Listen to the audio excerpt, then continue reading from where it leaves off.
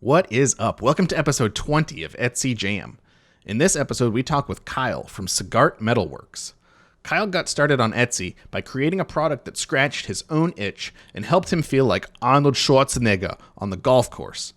We talk with him about beta testing with friends and customers, his custom video he has on his About page, run-ins with the TSA, a handy spreadsheet he uses to stay motivated, and more. All right, cool. But no, I got twin boys that graduated college at the same time, and they took me out golfing, and they wanted to light a celebratory cigar, which I didn't really smoke cigars much, and so I told them that. I go, guys, thanks, but I don't really smoke cigars much. And they pointed out, they go, well, that's because you smoke cheap cigars. And I went, I smoke cheap cigars because I'm putting your butts through college, you know. So they get me this nice cigar. I'm like, uh-oh, now I got a problem. I like expensive cigars, you know. So I go, now what do I do? They go, oh, you just put it on the grass, you know, when you're swinging. I'm like, right where that fertilizer truck drove by? Yeah. I'm like, oh, no. So I said, you guys are always trying to get me something for Christmas. Get me a cigar holder, you know, for golfing. And they all look like women's hair clips, you know. So I said, there's a niche. So just started playing around with that and came up with something that you could throw like a knife and stick it and things that guys would like to do. And that was intentional. The throwing it. That was okay. That's how it got. Yeah, that was its main thing. I wanted it to be like something a dude would do. You know, they had these pretty pink little clips. I'm like, no, you get me smoking cigars, I am going to look like Arnold Schwarzenegger or something, you know.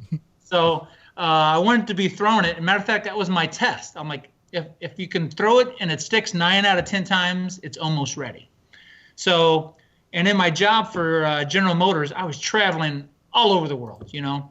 And I'd show it to these guys, and they're like, that's awesome if it works, you know. And one time, I forgot I had it in my little briefcase, and I go to the airport, and they're like, do you have any weapons you'd like to declare? Because at that time, I was trying to make it stick, and the blade was probably this long, you know. No. And I go, no weapons. They're like, all right, you need to go in that room. Oh, no. In the room, you know. So the guy goes, what's this? And I go, well, it's probably yours now, but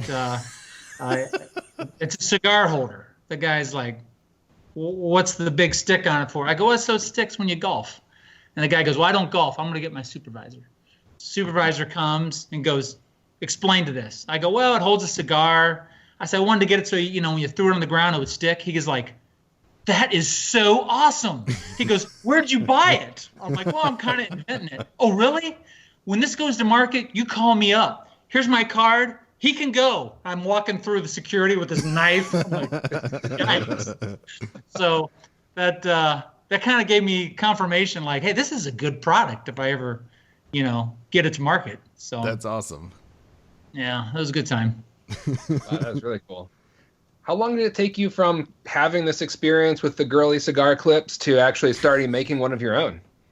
You know, because I had some resources. I had some guys at all these manufacturing places that, you know, I have learned that if you try to keep a secret to yourself, you know, you're limited to yourself. So I was very open with, hey, I'm trying to come up with this. You know, if somebody wanted to steal it, fine. I doubt if they will, really. And I was getting so much help from guys that were doing the molecular, like, oh, you need this much lead so it sticks. And these guys were giving me. And so a lot of times I'd get these guys that would leave work at like 4:01, push, they're out in the parking lot, you know. And at 5 o'clock, I'd get a phone call. Hey, Kyle, can you come down to the shop? We got some ideas we're working on. I'm like, really? You know this isn't going to be yours. But so that happened for a good probably year at least, wow. You know. And then once it, you know, there's an old saying, eventually you got to shoot the engineer and start production, you know, like, hey, no more tweaking it. And I got one, and that's where my whole beta testing idea came up. I'm going to give this to about a dozen guys and get their feedback. And I did that at various points along the way, and they would give me good feedback, like, hey, it works, but I can't stick it in my pocket, or it cut the bag, or, you know, some stuff like that. I gave about 10 of them to these different guys that are into golfing, leagues and everything. And they all came back like, dude, I would buy one. I'm like, well, you don't know how much I'm going to charge for it yet. Yeah. And then, so for the longest time, I was an Etsy shop with one product, and that was it. Mm-hmm. And I was surprised how well that shop did, and no marketing, none. And that was always a big void I had, and that's why when I saw you guys start up your business, I'm like, man, that could fit this well. So by the time I joined Marmalead, I had probably half a dozen other products, whatever you see on the page now. But about a year, and that's kind of what I do all the stuff. I'm really big on the beta testing idea. Just get some feedback, particularly if it's something that's not on the market, and they don't, it's not like something else. So, and it always gets you sales. I mean, like all those golf leagues, everybody else, I'd get orders of 4 at a time. I'm like, okay, there's a foursome out there, And like I said, my daughter-in-law, she's obviously married to my son, but has that a very good idea for what things cost. And she kept saying, oh, Kyle, you need to raise the price of this. I'm like, really? And then I was like, well, okay, my business, I was making performance cars for GM. So I was working on $100,000 cars, and I certainly wasn't buying them, but there's a market that was. So it was fun to kind of see raising that market. And then Marmalead helped with a lot of things because you could see that distribution, and you can go, oh yeah, there are people selling it for more, a lot of them less, and you feel more comfortable making your decision. Nice. That's a great way to look at it. Like your job was to make, do the engineering of $100,000 cars. You weren't the market. You were making something that wasn't for you. And I think that's where a lot of shops get stuck is they're like, well, I wouldn't buy this. Well, yeah, you wouldn't buy this. Right. And a lot of people that do stuff like that wouldn't buy this. Like if you make industrial machines or something like that, you're probably not going to put one in your living room. Right. So there's a lot of jobs out there where you make things that you wouldn't buy. But that's okay because as long as you have a customer. Yeah, and what's cool is, and I had the opportunity in my job when I was doing automobiles, when you do meet your customer, they are jazzed about your product. And you're like, okay, all the stuff I'm doing, this dude really appreciates, or this gal is into. So it has been fun on my shop when you get the conversations or some of the reviews. These people are just like, they're really excited about it. So I'm like, awesome. That kind of feedback is good. So it, that whole process has been fun, no doubt. That's awesome. That's great. So you mentioned the beta testing, your beta program, and sticking with the original cigar holder. So you started out, you had a big blade on it. You got some feedback, like it cut the bag, it was long, couldn't carry it. Did you do a couple different iterations of it or? Okay. Yeah. I kept changing it. Like I said, I wanted to have it. So, my thing was you could throw it on the ground, it would stick and you'd look like, so if you had a golf outing or something like that's where the ball is. Ooh, So we went through a lot of iterations. Gosh, I want to say at least 3 or 4, and that that's such a carryover from the car business. So I knew like, okay, I'm gonna make a bunch of 2.1s. I need your guys' feedback, and by that time your beta testers, they're on the team. They're really wanting you to succeed, so they give you good feedback, and they're asking their friends.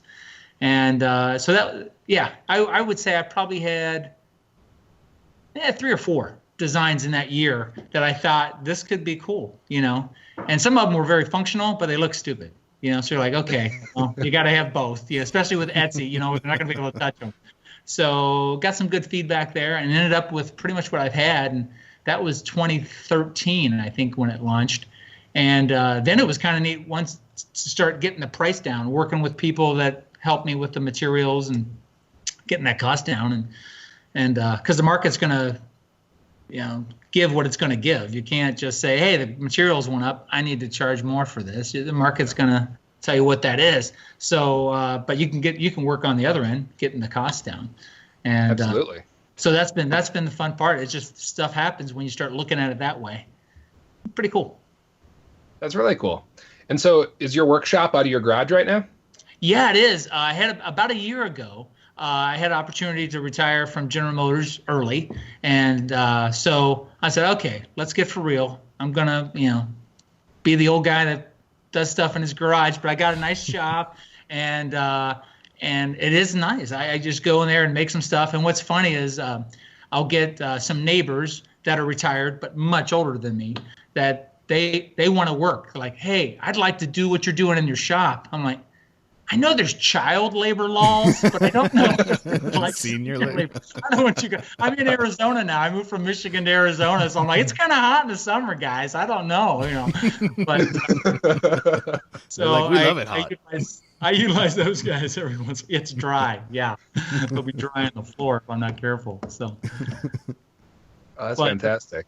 Yeah, and the other thing, I started doing the golf club hangers, which is just kind of an idea. Like, I gotta get some more stuff in my shop. I can't be like a one thing in my shop thing. So I just started doing had that idea for the irons, hangers, but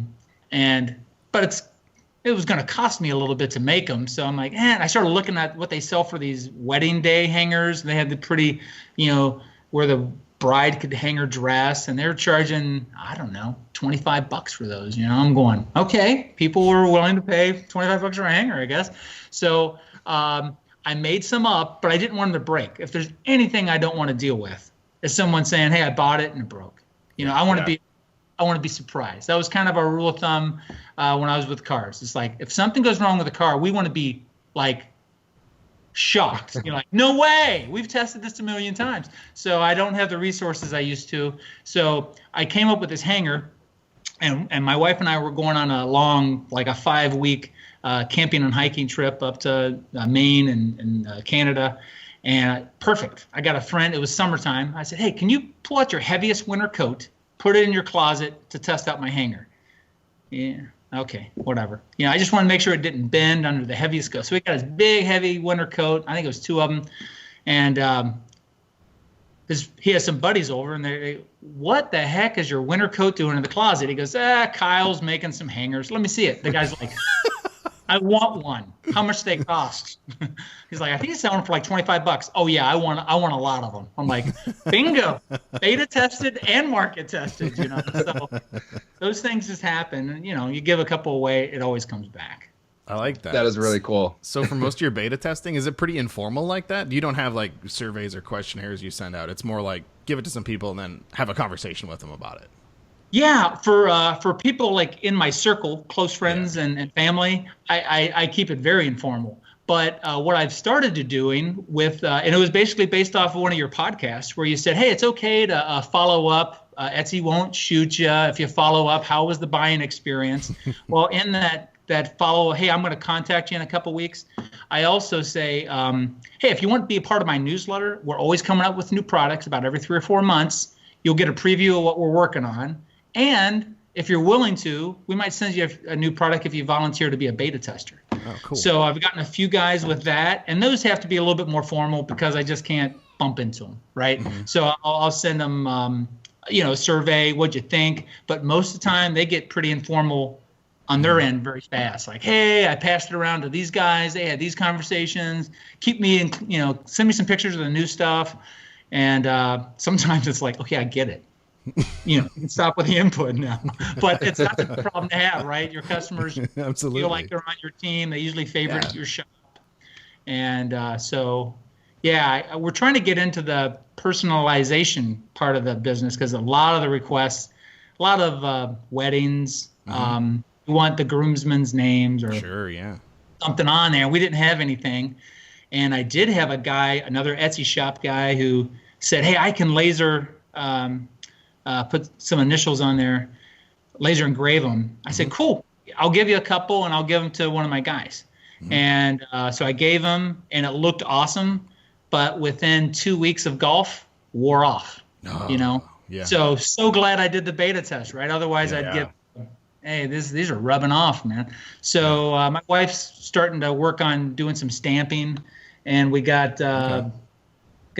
I don't know if you can see, these are shotgun shells. Nice. And then on the back side with a uber strong magnet. We say keep them away from kids, computers, and idiots because they will definitely do some damage.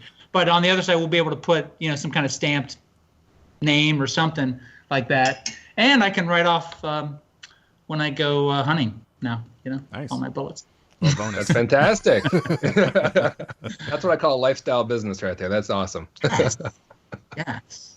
So in addition to your photos that you have of your shop showing like the inside of your garage and stuff, which looks really cool, we noticed on your About page that you also have a sweet video showing how the cigar holder is actually used and how you can throw it into the ground and stuff. I don't know about like Richie, but this is the first time I've seen a video on Etsy of like someone demonstrating one of their products, and I thought it was awesome. Yeah, I keep telling people to do it, and you're the first one I've actually really come across that is really using it. Okay, so that didn't happen because of Etsy. What happened was one of my good friends from work, Scott, and he was always coming up with creative ideas, but he's a genius with, how to optimize the usage of an iPhone. I'm like, he can do stuff with, like, how do you do that? So I was telling him, I'd like to get a video out so people can see, what this can do. Yeah. He's like, you buy me a Tim Hortons coffee, I'll do it for you. I'm like, really? Like, he's like now. So you can see I'm not in golf attire. I got these big work boots on. I look like a dork, but I'm taking you up on that. I'm taking you up on that offer. So we went to a golf course that just opened. It was spring, and that was all of, maybe 10 minutes on the green and on the tee box. And he went back, clipped it out, sent it to me. Best Tim Hortons coffee purchase I ever made. Yeah, so that seems like a good deal. Yeah, when Etsy let the videos go, I'm like, oh yeah, I got something. So now my wife wants me to redo it, looking like a golfer and, actually. So we'll see if I can do it by myself now that I'm away from the team. Uh-oh. Yeah, it might not. But it is cool. It is. Watching you use it and everything, that's cool. That definitely makes me want one of those. I was just telling Gordon. Yeah. You have some really cool stuff in your shop. Yeah. You really do. Yeah. And seeing it in action is just fantastic.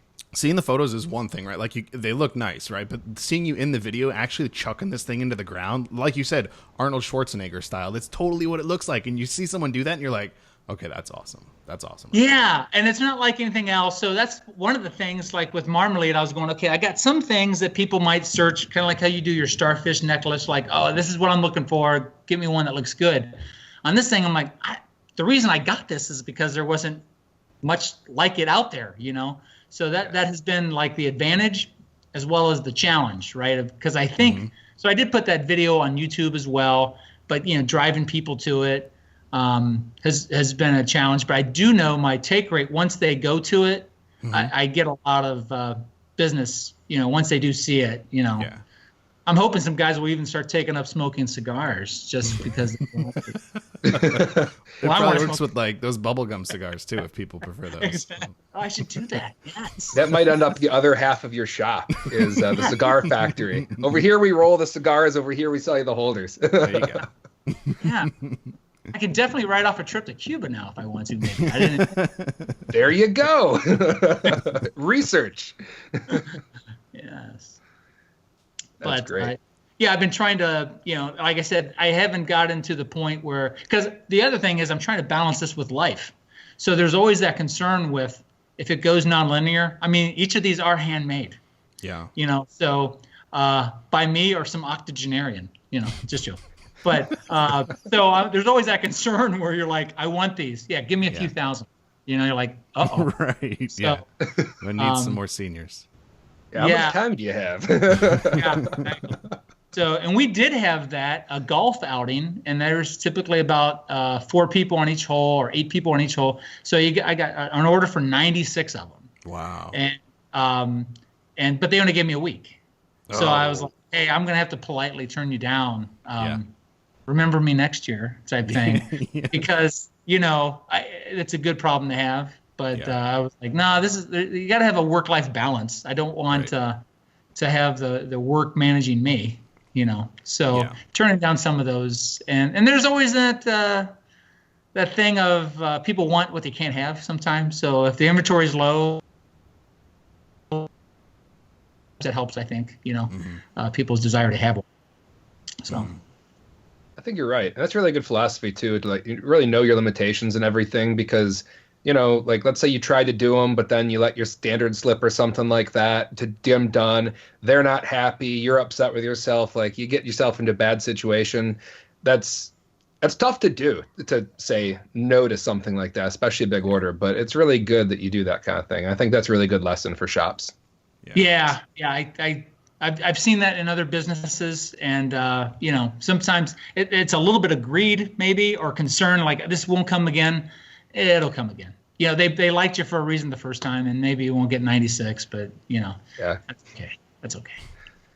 That's something to keep in mind as the holiday season comes up too, because I know it's going to be tempting when there's that cutoff and someone wants to order right after the cutoff, and you want to let them slip through, but you really have to make sure that everything's going to go smooth. Yeah, and that's it's so funny, the holiday season. I've never been in retail in my life. This is nuts. It was, gosh, like I said, we did it in 13, and then so 14 was the real year that, okay, I'm in my shop enough, I'm making some of them, and then I got the Etsy app, and like I said, I traveled a lot, so it was like, gosh, I must have been end of November. I was with my wife in our Arizona place here, and man, I needed some sleep. So middle of the night, cha-ching! I'm like, what is that? We're looking around. We have no idea what the sound is. It's 1 in the morning.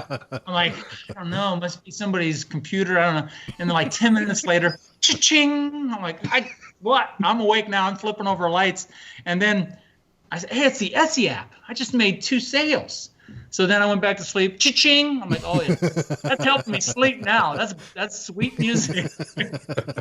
But I was ill prepared that first year. It kind of went crazy. I ran out a lot during the November, December year. So I'm like, this can't happen again. So last year, like I said, I retired about September.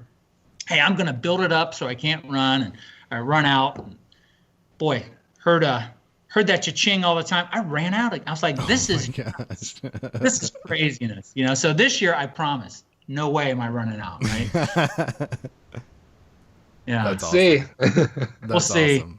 Yeah. It's a good problem to have. Etsy app does have that Pavlov dog thing happening, though. That cha-ching makes you go, yes. I wonder if that was intentional. I like that. I want more of that. It works. Yeah, definitely. It's like everything just got a little bit better. Whatever you're in the middle of. I'm a Detroit Lions fan. They're losing. Cha-ching. Hey, I feel a little bit better. Hey, not that bad now. I like it. Looking on the bright side. Right. Now, you kind of mentioned your background's in engineering, and one of the things that you sent over to us was this really cool spreadsheet.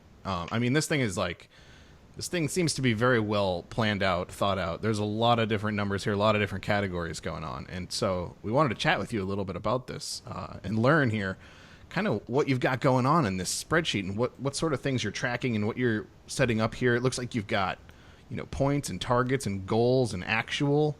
So I don't know if you can somehow walk us through this thing verbally, okay. Yeah, but I'd love to understand what you're doing here. Okay, because it does need updated because the marketing stuff's going to get much simplified thanks to you guys, actually. But what I was trying to do was if you've put in a good week, if you have your own business, there's a temptation to be either never at work because you don't have to physically go to work, or the more common one is you're always at work. You're never not thinking about work. Doing some real estate investing for a while, and a guy, I was listening to his podcast, and he said, yeah, that's a common problem in my business as well, because, there's always a house for sale. You can invest. Are the numbers good? Let's run the numbers. Always time. But you got to have a life. You got to say, hey, I've done a good weeks of work, regardless what my sales look like. Mm-hmm. Right? So how do you do that? And so I took that guy's idea, but you can't. So his thing was maybe making cold calls or whatever. Mm-hmm. But you do so many of those, you've had a good week, whether or not you made a sale or not. Mm-hmm. And then so you got to line up the tasks that takes to be successful, and you can't have too many of one task. You don't get any more points. That's what like I have 1 through 10 on a lot of them. Right. And after your 10th time, you're not going to get any more points that week. Gotcha. But the idea is you come up with a number at the end of the week, and my number used to be around 300 points. So I had it broken down into, I got to make product, because if you're getting the sales and you don't have the product to sell, not good. So I have to spend so much time in my shop, okay? And then you got to market it, because if you make all the products and no one's buying it, that's a problem. And you got to close the deal. You got to have sales. And so I kind of put it in those broad categories, and what tasks would be good, regardless whether I hear the cha-ching in the middle of the night or not, and give myself points. And then come Wednesday, I can look, and I've learned that come like this time of the year, my manufacturing time, I better bias it towards that. I got to be building up inventory. Yeah. So I say these points are worth more. I got to do that. So am I spending time in each of these areas? And then when I am, and I want to go hiking, I'm going to go hiking. But if I'm behind, it'll motivate me. Hey, we're going to have to go hiking tomorrow because I'm behind. But I needed something that would tell me, hey, you're having a good week, man, regardless what the numbers say. Your numbers, this is what it takes to get the job done. Eventually it'll come, because it is a numbers game. After so many views, I know I'm going to get a sale. Am I getting the views? Am I getting the favorites? Yes. Don't worry about the sales, And so anyway, it helped me. I got to play with it some more, because like I said, the marketing stuff is going to be probably, am I following the is it working worksheet? And now that I got more products, am I devoting enough time to each of those? But it really has helped me, because you do this so you can live life, right? So you got to put some balance in there, and it's just been a good worksheet. So that's the idea, is to identify a point for each tasks, and the ones that are more seasonal or you need more, give them more value. And at the end of the week, you add all those up, and maybe you didn't get it all this week. Next week, I know I'm going to do better or not. So that's the idea. That come across pretty good to you? Yeah, no, I like that. Yeah. I think that makes a lot of sense. That's really cool. So then when you put I see where you've got for each of your activities, you assign how many points it's worth, right? Which you say you revisit, I don't know, like what, 4 times a year, or how often do you? Yeah, about seasonally. Okay. So I haven't updated it with the Marmalead tasks. So I'll have to, for marketing, I had some stuff like, if I was passing out business cards, if I passed out, a business card, I gave myself a point. But I couldn't just pass out 100 of them, so I said, because I'm like, hey, you're worthless. So I give that maximize to 10. I'm like, okay, if you pass out 10 cards, you can't do all that. You got to do other marketing things. Yeah. So I got to figure out the how to integrate Marmalead into those activities. And then now I got to make some product and stuff like that. That's cool. So your target column that you're filling out here, is that like your goal for the week then, of how many actions you want to do for each of those? So like I want to prep, 7 brass cigars this week. You got it. You got it. Yeah. So that at the beginning of the week, I'm like, this is it. Or I'll have inventory levels down at the very bottom. So, am I making traction on that? And then I got other things, just personal development, right? I say 30 minutes of training, listening to a podcast, or reading a blog. But I only let myself do that twice, right? I just can't read all week and listen to podcasts all week. I'm like, why aren't the sales coming? So, and then finishing, some other things that just help you be a better business guy. But then at the end of the day, hey, this week I said I wanted to get this much done. Come Saturday, how's it looking? No. Okay. And adjust those. But its main purpose is to make sure I have boundaries on the business. And I know you guys wear a lot of hats, so if you guys came up with something, it would probably be a lot more rows than I have. But it has been beneficial just with my outside Etsy life, which I'd like to maximize, right? So I enjoy doing this, and as long as I'm enjoying it, keep doing it. And then this is kind of what's helping me enjoy it and not having it run me. you know. Right now I enjoy it when it goes cha-ching. I'd hate for the day when it's like, oh, it keeps going cha-ching. You know. So I enjoy that part. That makes sense. It's easy to get overwhelmed. It's really nice that you're doing this, and then again, you have this nice little gauge that lets you know you can feel good about when you stop. Yeah. Because you'll know, you can look here and say, look, I did all of this stuff. Right. So I can feel good. So when I sit down on the couch, kick back, it's like, yeah, I earned it. Yep. And I think that's a bigger problem with a lot of the stay-at-home businesses, you know, because you're always at work, right? It's not like you drove 30 minutes to get to work. It's always there. So if you're not careful, you'll check out of life, you know, around you, you know. So that was its purpose, and it served me well, you know. It really has. And I'll tweak it, but it's just a tool to keep those boundaries. And then, you know, so obviously sometimes you guess wrong on the values. Like I thought I was doing really good inventory last October, and oops, you know. So I'll have to adjust those and all that.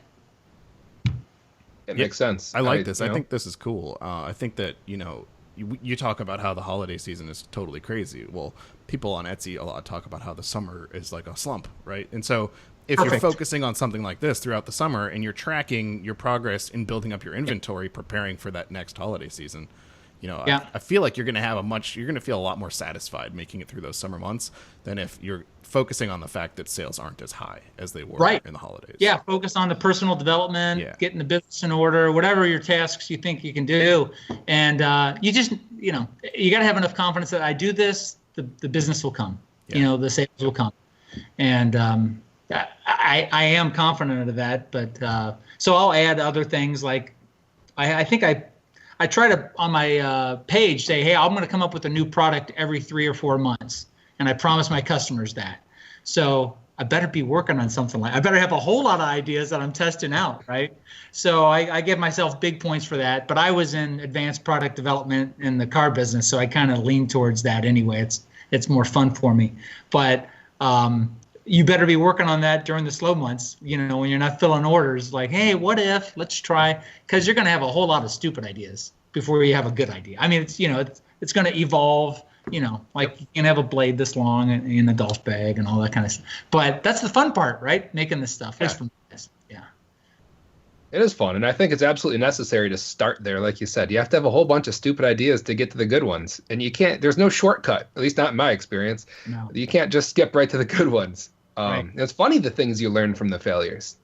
Oh yeah. Like even later on with totally different products, totally different ideas. You're like, hey, remember when that one thing failed, and then we did this instead? Yeah, that might work here too.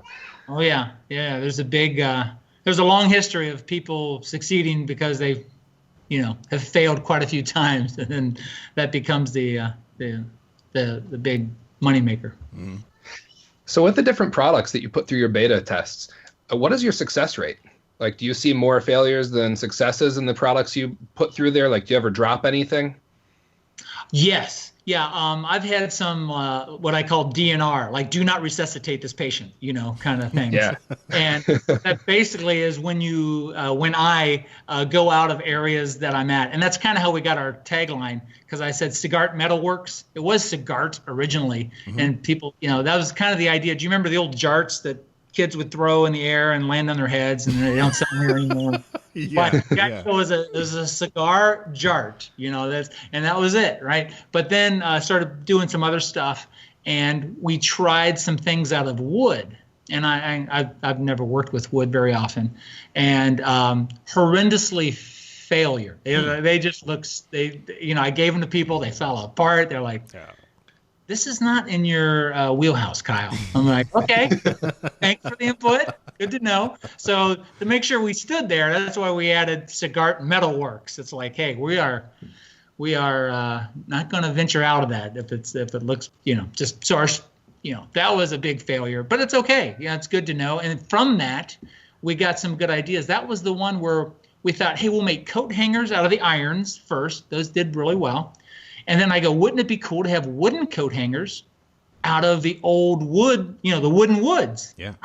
Genius idea, right? So, gosh, I made, I don't know how many of those, and they're terrible. So, but I eventually like, this looks pretty good. So I gave them out to friends, and they're like, what feedback do you want? I'm like, just put your code on it. They're like, let me give you feedback right now.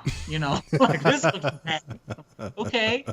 So, it was consensus. It just wasn't the guy having a bad day. So we kind of get out of that business. Like, okay, you're right. So, but that's good feedback. I'd rather have that than have it on Etsy, and yeah.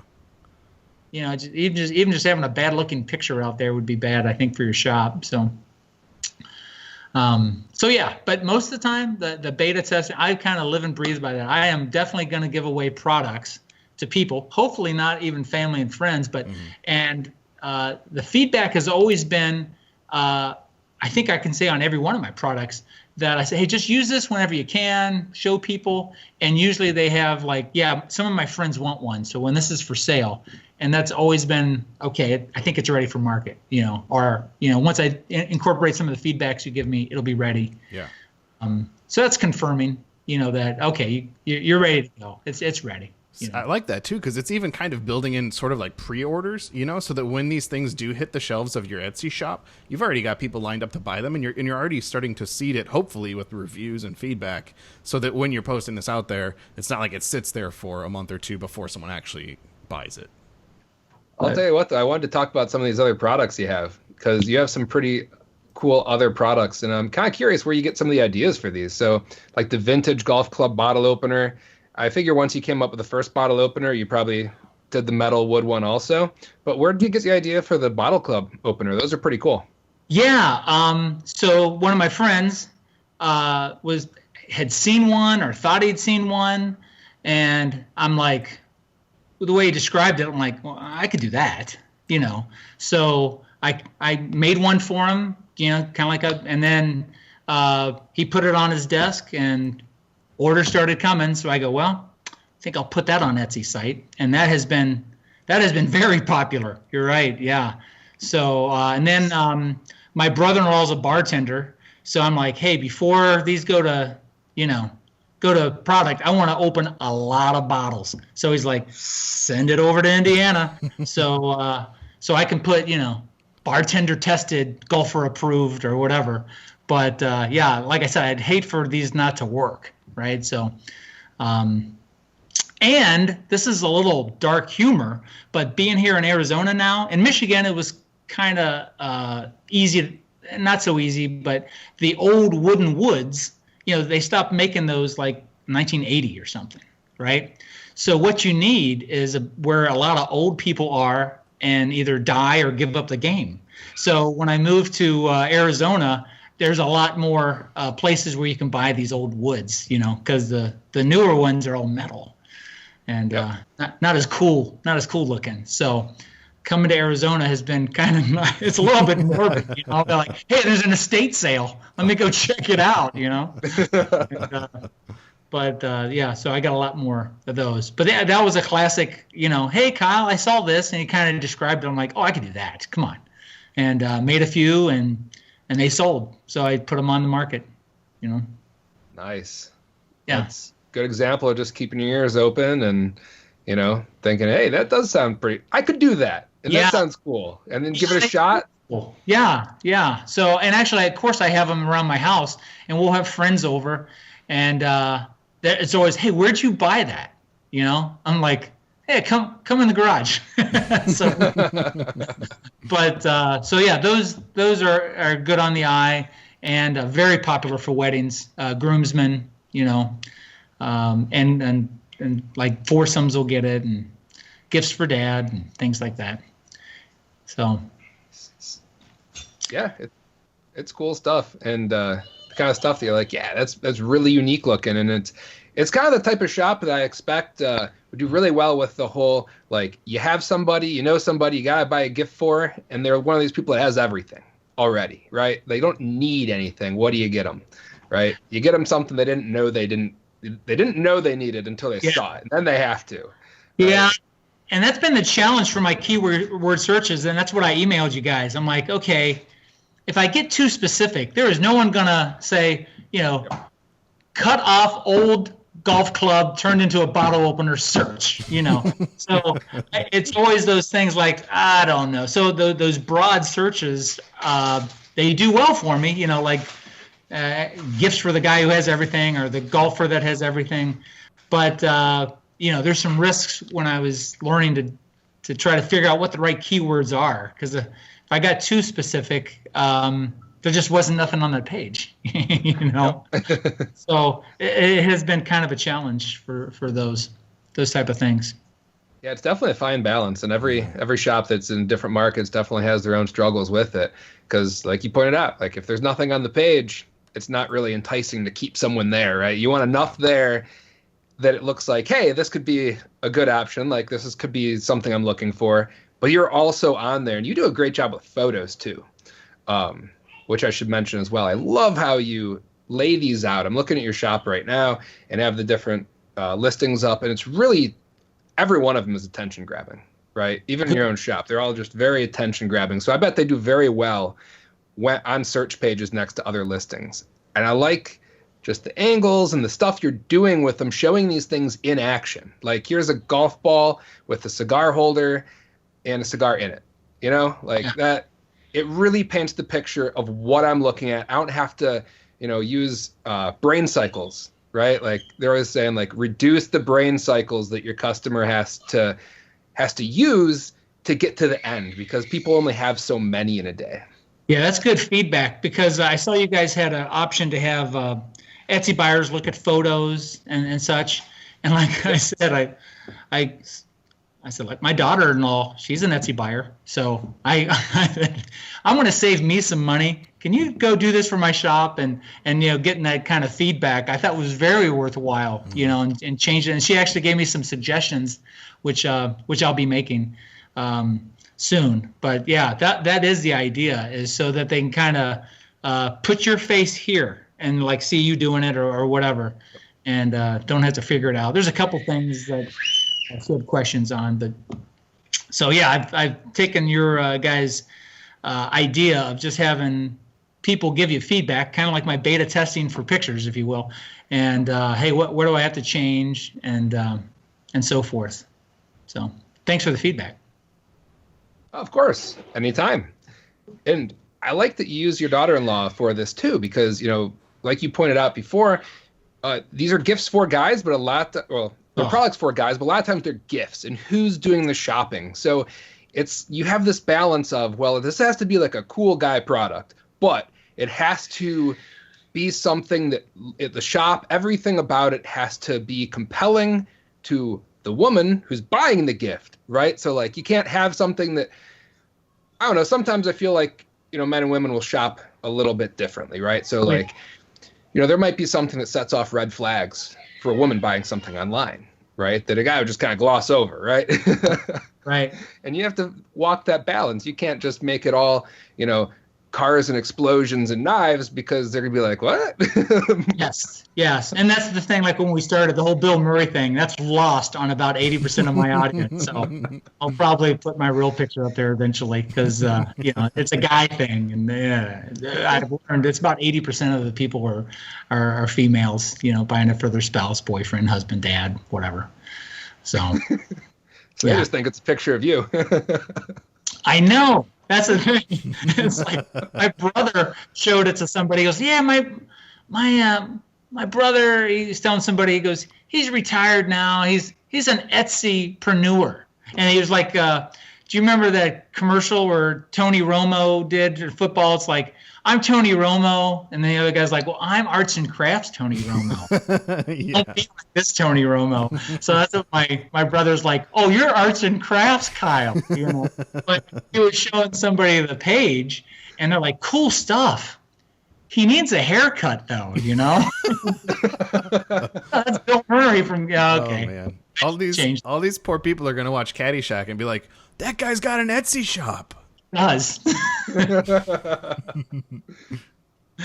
Yeah. So, but so that's been quite the journey. So I'm still trying to, when you said how do I come up with the ideas, I try to incorporate things that I think would look cool, and that are kind of popular. So like the shotgun shell, I went with my wife and we were at Hobby Lobby for her stuff, not mine. How about that? And we go in there and I see they're selling fake shotgun shells as decoration stuff, like for buttons. And I'm like, well, I know where real shotgun shells are. I use them. So I'm like, well, if people are making them fake and selling them, there's something I can do with them. So that's the ball mark. And the cigar holder kind of looks like a bullet, like a 100 caliber casing. So I get that comment a lot. I go, a shotgun shell. It looks kind of like on the bullet. It'd be kind of that militaristic look. So started selling those. And then and it had a very strong magnet because it has to go through all that brass to get to where the iron is in there. So I had this mega magnet in there, and I was going to go visit a friend in Costa Rica, and I bought a cigar cutter for him. So I had that in my pocket, and then I had the ball mark in my pocket, and they went together, and it fit perfectly in that cigar cutter. And I'm like, well, that kind of looks cool, So cut a deal with the guy who's making the cigar cutter and put my the ball mark in it, and I started selling that as something on Etsy, and that's done decently, Nice. That's really cool. Yeah, if it looks cool, and like I said, I can give it to some friends. They think it's cool, and they get orders for it. I put it on the shelf. I don't think about it too much past that, Nice. That's awesome that it just fits right in like that. Because looking at that picture, it looks perfect. Looks like it was made custom to fit there. Yeah. So that's just another great example of kind of stumbling into a good idea, making something cool. Like, hey, here's a cigar cutter. You need that. Ball marker. You need that. Yeah. Look at that. It fit. It does. And I'm like, don't cut your fingers. I don't know what all the lawsuits are. I don't cut your fingers. I put that in there all the time. Like, come on, be nice. So, but and then I started doing, and this is one of those like typical, hey, you're an engineer, you come up with data and you can't use. I just out of curiosity with all the Etsy sales started putting in just their zip codes because you can get where you're sending them to, and made a heat map. Yeah. It's like, I think I've sent this to this town before. And sure enough, it is kind of cool.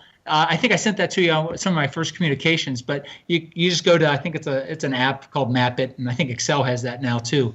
But you start looking at it, and like it's a red dot, and then the dot just through the years gets bigger and bigger. You're like, okay, this is coming out of the same areas. That kind of tells me that, I think word of mouth is doing it there as well. Where'd you get that? And that was one of the things when I first started selling it, especially if it was a gift for a dude. He's like, where'd you get that? I don't know, my wife. Who made it? I don't know. So actually it was from one of the beta testers. He said, had I not known you, I wouldn't have told him where to go. So we started on the corks inside there, putting our name on it, stamped in there. So you can see at least you can search for something, and it'll say Cigart, and it kind of looks like it's burned in, but it's just stamped. So trying to get some product placement as much as you can, so people will know, hey, if I want to order another one, who do I look for? That makes sense, especially golf, a game where you're playing with other people, and it's very much, Yes. There can definitely be some showmanship to it too, right? So who doesn't love to show off the new stuff on the golf course, right? Exactly. Yeah. Yeah. And what's funny is since I've been doing the Etsy stuff, I've golfed less and smoked cigars less than I ever have. I'm just kind of, But it's like I'm not a doctor, but I play one on TV. It's like, hey, I'm a cigar smoker, but I make cigar holders, So. Interesting. So you went down to Arizona where you can probably golf all year long, and you actually smoke less cigars and do less golf. Yes. But it is stinking hot in the summer here, guys. So you could golf, and there are people that do, but I call them lizards, man. I'm like, who are these guys in the middle of the desert, in the middle of summer? So no, but you can. It's nice. I would show you the outdoors, but I think it'd be too much of a glare. And where are you guys coming from? So Gordon is up in Cleveland, and I'm down in Florida, but soon to be North Carolina. Oh, nice. Yeah, I've been to both those places, especially Cleveland. Yeah, good stuff there. Yeah? So, oh, yeah. My wife used to work right downtown, right by the Rock and Roll Hall of Fame there. And then I was in Detroit at the time. So we'd go back and forth on that very exciting Ohio Turnpike. Oh, yeah. That's great. I think self-driving cars have been around for a long time. You get on that turnpike, it's going straight in the river. You just tie a loop around their belt buckle, and you're fine, man. Those are the beta versions of self-driving cars. That's right. We know just where to test them. And don't go speed, on the turnpike. My God, I think they just get the death penalty for speeding in Ohio. They will knock you down. They're always watching, too. It's nuts. I heard a story where a friend of mine tells me that his brother got a ticket on the turnpike, not because he got pulled over, but he got a ticket because they based on the time from when he got on to the time he got off. There's no way he could have done that without speeding excessively. Right, algebra equation, Billy went this far in this much time. Yeah. Well, I totally believe it because I think Ohio State troopers are very aggressively pursuing speeders. Oh, yes. Yeah. I just wish they'd aggressively pursue the guys in the left lane that are going below the speed. Right. Those guys over to the right. But anyway, yeah. No, I've been on that turnpike many, many, many, many times. So. Nice. Love Cleveland. Yeah, no, Rich. Actually, it's funny because Richie and I actually used to work downtown Cleveland, right near where the Rock and Roll Hall of Fame is, also on that same road, probably East 9th. Yeah. Yeah. Yeah. Yep. And having twins, we always got invited to Twinsburg. Yeah. Oh, yeah. That's right. That's right near where we live now. Is Twinsburg's just north of us. So, and they do have that crazy huge Twins festival, which I've never been to, but it seems awesome. Yeah, I think we never went either, but you see pictures of it. It's rather bizarre. Yeah. I forgot people go all out for that. Yeah. Yeah. So. But no, you guys do good work. I meant to just give you feedback on that because, you get a guy like me that enjoys making the product now, enjoy hearing the cash register go ka-ching. But I had no, how do you get, and I had a pretty good, when I was looking at my stats, I'm like, hey, for every 20 people that view this, I'm getting a sale. At least I was originally for the cigar. So if I could just figure out how to get more views, I think I'd get more sales. Pretty sure about that, Yeah. So I was like, if there's just a way to do that. And so about that time, one of my podcasts I listened to because, I get my little point for that. And one of you guys popped on there. I'm like, I'm checking these guys out. And then you have what's your not entrepreneur level called? Dabbler. Dabbler. Dabbler. Yeah. See, to me, you guys use that word as like a taunting. Like, are you for real or not? You're just a dabbler. I'll throw you some scraps. So I'm like, okay, they're kind of taunting me here. But I did it for about a month, and I saw some pretty good movement. So I said, okay, I'm jumping in. Don't call me a dabbler. Don't talk to me. And so, yeah. So no, it's been really good though. So I'm anxious to see. Through the holidays, how dynamic some of these key search words are, because I got a feeling there's going to be a lot more searches. So then, therefore, those might move all over the place. And man, what a good tool to use, right? That you guys got. So I'm going to have fun just kind of watching the market, hopefully selling stuff, but also seeing where I search, see where I land, and seeing how those words might go out of favor or start trending, and some good stuff. So enjoying that. That's awesome. Thanks. I'm glad. Yeah, it's funny you mentioned that, the whole dabbler thing. I'm a big fan of pushing people in the right in kind of like the right direction. I know it helps me. Especially during the slow times, or when you're kind of, some days there's always like, why am I doing this kind of stuff, and it's like, I don't know, sometimes it's nice to have a little nudge. And one of the things when you're working by yourself is there's not always someone right there to kind of nudge you along, when you're feeling kind of like, are things going the right direction, right? And when you're in an office, there's like a whole team of people, but when you're working, individually, it's nice to have like a little balance. Or sometimes I like to listen to podcasts where they'll kind of challenge you to get out and do stuff. Right.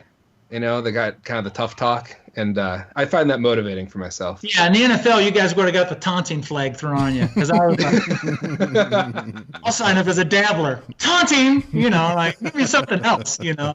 Like, but yeah, so I did that I was dabbling for a month, and then jumped in. So, but it's been worth it. It's been good. So I'm anxious to see where it goes actually. So good. Yeah, so I'm paying you guys to taunt me. Fine, I'm okay with that. It's all part of the experience. I'm paying you guys not to taunt me. That's right. Entrepreneur or whatever. Yeah, we wouldn't taunt the entrepreneurs. That's not. That's right. Yeah, we're serious. That's not here. Yeah. That's right. Welcome to the club. That's right. So. That's fantastic. That's awesome. Oh, there was one other thing I wanted to touch on that you mentioned earlier. Your pricing, because you're making products and pricing things that there's not a competitor. There's not a like kind. But you mentioned that you're using, like, you looked at personalized, like, wedding hanger for dress, and you're like, $25. Okay, there's a market for that. That's smart, because you're like, okay, what are people willing to spend on a gift? Exactly, it is a gift, right? And that has been interesting. And what's a little frustrating with it, because I want the total price to be, those darn hangers, they're so awkward, they cost a lot to ship because of the size of the box. Oh, yeah. So I'm like, well, maybe that's why it's $25. They're including shipping. So I'd go back to those wedding things. I'm like, no, they're charging them $13, $15 to ship as well. So I'm like, okay. So, and I do have a little thing I got to work with Etsy, because it costs that much to ship one, but to ship another one, it doesn't cost hardly anything. It's the size of the box that makes it weird. But I haven't been able to figure out how to accurately do an additional item, the different price. And it seems like I always under or over guess that. So anymore, it has been kind of funny, because it's in the car business, we'd call it rebates. Anytime somebody orders the hanger, I go, you're probably going to get a shipping overage refund from me if it's not right. And it's so funny. I'm almost tempted to do that to people, even if they aren't due one, because they just go crazy over the fact that you sent them back money. They're like, thanks so much. You actually sent back the money. I'm like, well, yeah, you gave me $25 for shipping and it only cost $15, But I think in their mind, it's already money that's gone or something, and it comes back. And so I'm not quite ready to use that as a marketing tool, but it has been funny with those darn hangers, because they're just all, I think it goes by region when you use the U.S. Postal Service. So if I would put one price in there and they were in a neighboring state, it would be a lot less. Mm-hmm. But if it was Maine or something like that, it would cost the amount I put on there. Yeah. So I haven't quite dialed that in yet, but I just tell them when they make the order, a lot of times they'll convo me before, like, hey, do you have a Wilson? Or I had one guy who was getting married and he wanted 9 Wilsons, 9 of these are made out of Wilsons. I'm like, okay, it'd be easier if your name was McGregor, but whatever. But anyway, I said, your shipping's going to be a lot less than it says. So you're going to get a nice refund. And I did. And he just glowed about it, like, wow, you sent me the money back. I'm like, yeah, it's your money.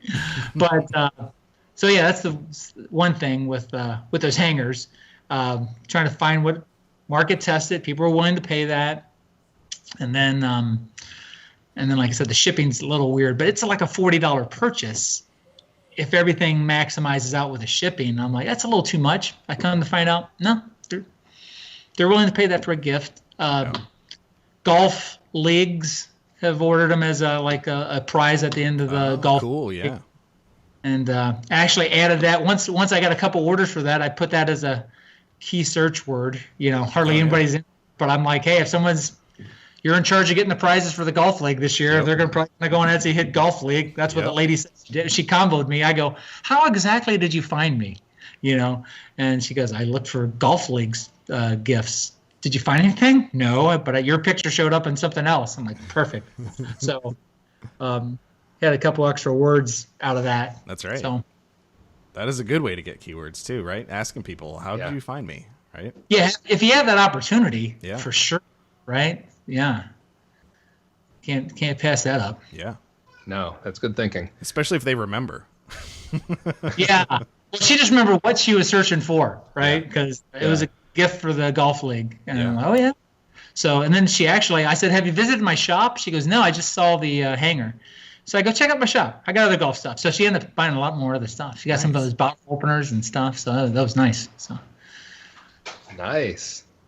That's awesome. Yeah, that's the type of thing that, hey, last year or however frequently they do it, it's like, yeah, the gift for this tournament was one of these. Well, that worked out really well. What else do they have?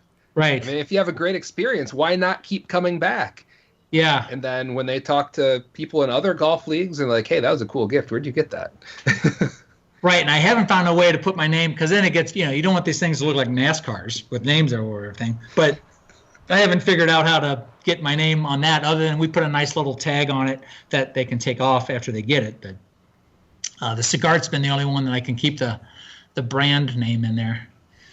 And the other thing that was surprising to me with the Cigart, there was a guy who, for the cigar holder, you put the wet side of the cigar in there and the ash on the top. Right. And a guy goes, hey, I need to buy some of these corks. And this is a friend of mine.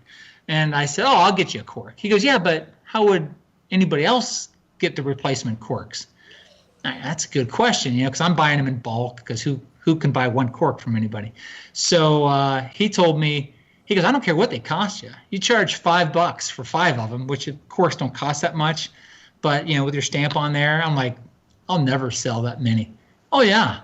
I sell hundreds of dollars of corks, reselling a little bit. I mean, I put my name brand on it, but it's this, because people want a replacement for the thing, or when they're buying a gift, they don't smoke cigars, so they don't know how long the cork's going to last, so they want to buy them everything that might be associated with it, and it's just another $5, Yeah. But that was a little lesson learned. Like, I can't think of anything, for any other of the stuff I make that would go. I'm not going to give them a bottle of beer for the bottle opener or anything, but things that you can sell that go along with it. I guess that was kind of an eye opening for me. And actually, I got a 5-star review for the corks. It was hilarious. But it was like, because she bought the cigar holder, she loved it. Glowing review. And then she wrote another 5-star review because she also bought corks. And she goes, what can I say? They're corks, but this guy's awesome. Got a good 5-star review for corks. That's awesome. That's a good story right there alone.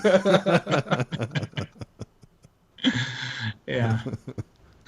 So, I like it. You have some very funny stories. I like these. I'll say.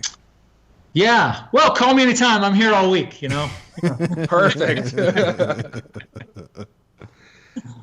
Nice. Oh, man. Kyle, thank you so much for taking the time to talk with us. It was awesome. You had so much good stories, good advice. The beta testing stuff you talked about is fantastic, and that spreadsheet too. I mean, there's so many things I think that people, when they listen to this, they're gonna take away from it and really enjoy. So thank you so much for doing this. Really appreciate that. I appreciate it, and you guys are doing a good job. So keep knocking it out. But Thanks. Yeah. Yeah, we love doing these things. And funnily enough, you're the first guy we've talked to. Everyone we've talked to so far has been a female, which I know most of the sellers on Etsy are female, but it's awesome to have a guy on the show to talk to also. Well, yeah, that's kind of what. So I was listening to all your podcast, very good podcasts and stuff. But that's what I forget who of you guys answered it. But I'm like, you need some dudes. So I'm challenging you, and so this came up. But I appreciate it because appreciate your guys' work, and I'm glad to be here. Thank you.